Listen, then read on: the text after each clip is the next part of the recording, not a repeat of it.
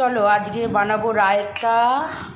তো তার জন্য এই যে দইটা, টক দইটার ঘরে পাতা দই, জলটা বেরিয়ে গেছে, তা ভাবলাম কি এটা ঘুটে নিয়ে এটা একটা রায়তা বানিয়ে ফেলি। তার জন্য লাগবে পেঁয়াজ কুচি, শসা কুচি,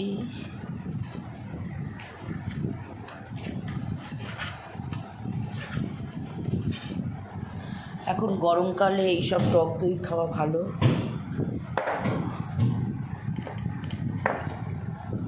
বিট নুন, একটু জিরে গুঁড়ো,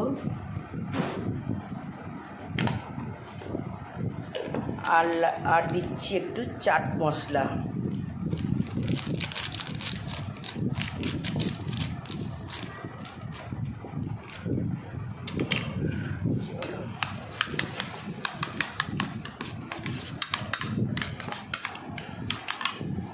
আর দেব একটু চিনি। চলো রায়তা রেডি। আর এই বাকি চাট মশলাটা আমি এইগুলো দিয়েই করি।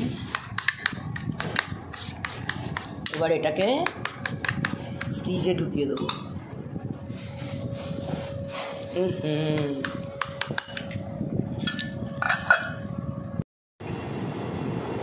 চলো এই ঘি দিয়ে, কাগজি লেবু দিয়ে খেতে, গরম ভাত খেতে খুব ভালো। আজকে কিছু করি, এই যে দেখো পটলের তরকারি আর হাঁসের ডিম।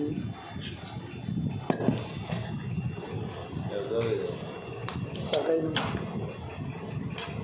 যেগুলো ছাড়াও